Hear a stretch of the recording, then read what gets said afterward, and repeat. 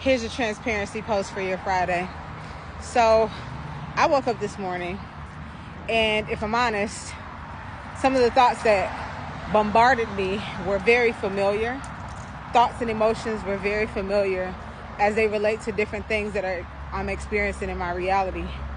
And when this happens to me, and it often does, I go to my toolbox and I use different tools such as meditation, maybe a little bit of breath work, maybe just some kind of something to take my mind off of, the thoughts and the emotions of what I'm feeling, or that can help me redirect my attention and focus so that I could shift my thoughts and feelings. But then today, I just decided to do a meditation. But rather than any meditation, I decided to do the Ho'oponopono meditation, because a lot of the thoughts and emotions that I was experiencing were very much rooted in what Neville Goddard calls the old man.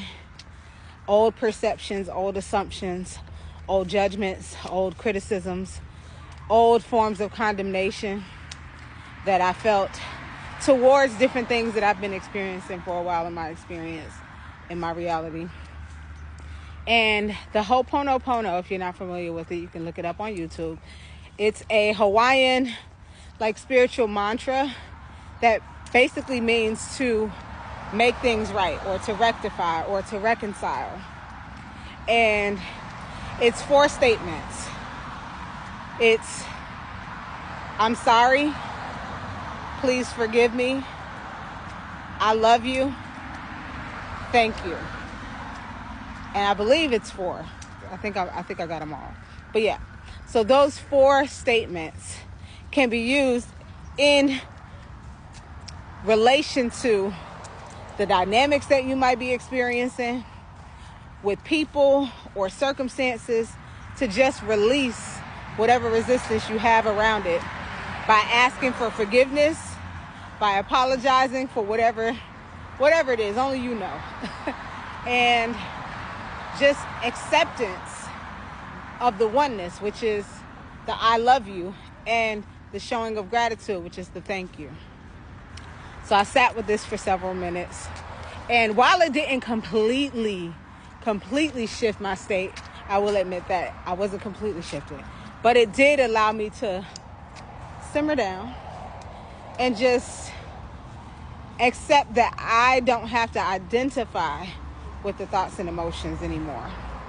Even if they are there, I don't have to fight myself on it. I don't have to feel bad about it. I just don't have to identify. So it just allowed me to be in a state of flow and acceptance. See, the name of the game is not to fight yourself for having the thoughts that you have, or having the stories that you have, or the program that you have. The name of the game is to become the observer. And practices like meditation help you become an amazing observer. And the more you practice it, the more you master the art of observing, because observation just means that you are being one with your consciousness to know where your attention is going at all times, moment to moment. And you're getting to make conscious choices when you are aware. It's when you go unconscious. It's when you're all subconscious and you're not aware of where your thoughts and your attention and your focus is going from moment to moment, that you are just basically being run by your program. It's only when you can learn to, through practices like meditation, become a better observer, meaning heighten your awareness for where your focus and attention is going and what's running the show, what story you're operating from, that you have an opportunity to be a conscious and what I like to call an intentional creator. Being an intentional creator does not strip you from your humanness. It does not strip the human experience from you.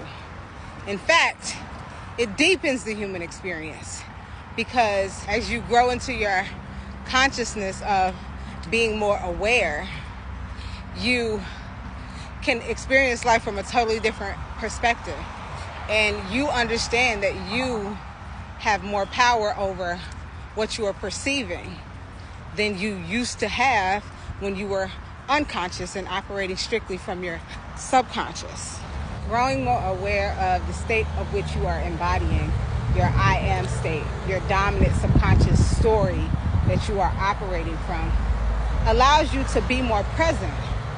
It allows you to experience things from a present space of consciousness rather than from a memory of the past, or rather than from your fears of the future. It's a very different way to exist. So I just thought I would come on here and share this because it's a very real process that a lot of content creators or a lot of coaches don't necessarily share their moment to moment. And I think it's very helpful to know that this is very normal.